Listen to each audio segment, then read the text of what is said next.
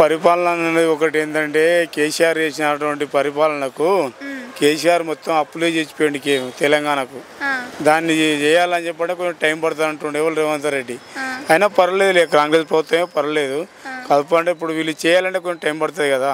ఇప్పుడు ఏమైందంటే రేవంత్ రెడ్డి ఏమైంది పని చేస్తలేదు జనాలు అంటున్నారు, కానీ ఈయననే కొన్ని వేల కోట్లు అప్పు చేసిపోయింది కదా. రేవంత్ రెడ్డి ఏమంటుండు, చేస్తా పనులు అవుతాయి అని చెప్పి అంటుండు. అవి చేస్తేనే మాకు మళ్ళీసారి ఓట్లు వేయండి, లేకుంటే వేయకండి అని చెప్పి అంటున్నారు కదా. సో ఫ్రీ బస్ పెట్టడం వల్ల మీ ఆటో వాళ్ళకి ఏమైనా ప్రాబ్లం అవుతుందా లేదా? ప్రాబ్లం అంటే కొంచెం ఎలా నడుపుతున్నారు అలా నడుపుతున్నారు లేదా, కాదు కొంచెం అంతే, ఎక్కువ ప్రాబ్లమ్స్ ఏమైతే లేదు. ఫ్రీ కరెంట్ అని ఫ్రీ గ్యాస్ అని చెప్పేసి చెప్పారు కదా, దీంట్లో ఒక్కటైనా మీకు నెరవేరింది? ఆరు ఇచ్చిండు హామీలు, 6 హామీలలో ఒక్కటైనా మీకు నెరవేరిందా? నెరవేరలేదు.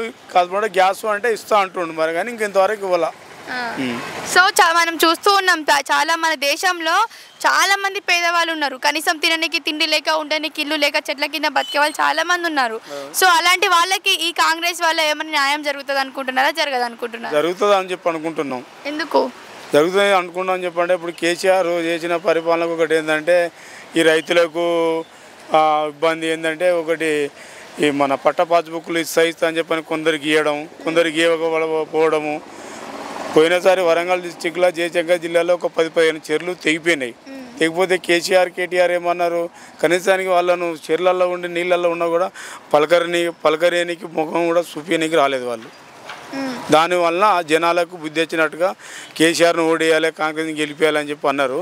కలుపుకుంటే రేవంత్ రెడ్డి చేస్తూ అంటుండు, కానీ ఇంతవరకు ఇంకా పనులు కాలేదు.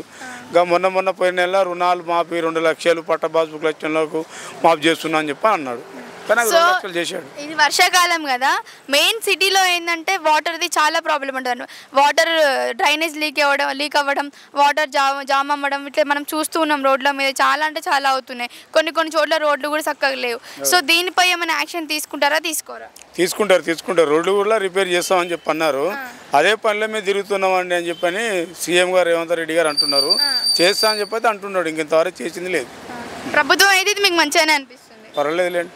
ఇంకేమైనా డెవలప్ కావాలనుకుంటున్నారా? ఇంకేమైనా డెవలప్ కావాలని చెప్పంటే స్కూల్ పిల్లలకే కొంచెం స్కూళ్ళల్లో ఎక్కువ ఫీజులు అడగకుండా కొంచెం మామూలుగా నార్మల్ స్కూళ్ళు ఫీజులు తగ్గియడము, కాకపోతే గవర్నమెంట్ స్కూళ్ళలో కూడా హిందీ ఇంగ్లీష్ చెప్పడం అంటే బాగుంటుంది కదా, ఇబ్బంది పడకుండా ఉంటాం. గవర్నమెంట్ స్కూల్లో కూడా ఉంది కదా ఇంగ్లీష్ అండ్ హిందీ ఉంది, కానీ అది వాళ్ళు ఉన్నదన్నట్టే, కానీ సరిగా చెప్పడం లేదు.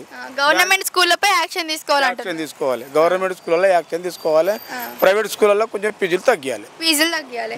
సో మనం చూస్తున్నాం పీజీలు డిగ్రీలు కంప్లీట్ చేసి కూడా చాలా మంది ఇంట్లోనే ఉంటున్నారు, పనులు చేసుకుంటున్నారు. వాళ్ళకి అంతగానం చదువుకున్నారు కదా, వాళ్ళకి ఏమైనా న్యాయం జరుగుతుంది? జాబ్లు ఇప్పించడం కానీ ఇట్లా ఏమైనా చేస్తారా రేవంత్ రెడ్డి గారు? చేస్తా అంటున్నారు. కన్ఫర్మ్ గా జరుగుతాయని నమ్ముతున్నారు మీరు? అయితే చూసుకున్నట్లయితే మనది ప్రభుత్వం చేంజ్ అయ్యి కూడా 9 months అవుతుంది. ఈ 9 monthsలో ఈ పరిపాలన మీకు ఎట్లా అనిపిస్తుంది? ఇప్పుడు కాంగ్రెస్ పరిపాలన బాగుంది, మంచిగా ఉందా? సూపర్ ఉంది. కేసీఆర్ పరిపాలనకి దీని డిఫరెన్స్ ఏంటి అసలు? వైఎస్ రాజశేఖర రెడ్డి ఇప్పుడు పరిపాలన ఇప్పుడు సీఎం రేవంత్ రెడ్డి కదా, బాగా చేస్తుండు. సో చూసుకున్నట్లయితే మనకి ఫ్రీ గ్యాస్, ఫ్రీ కరెంట్ అని చెప్పేసి చాలా హామీలు ఇచ్చిండు కదా. సో అన్ని ఓకే చేసిండు. అన్ని చేసిండా? మీకు నెరవేరినాయా? రైతు బంద్ చేసిండు, గ్యాస్ ఫ్రీ చేసిండు, 500 గ్యాస్ బాగా చేసిండు. సో చూసుకున్నట్లయితే మన దేశంలో చాలా మంది పేదవాళ్ళు ఉన్నారు. తినడానికి తిండి లేక, పడుకోనికి కొంచెం ప్లేస్ లేక కూడా చెట్ల కింద బతికే వాళ్ళు చాలా మంది ఉన్నారు కదా.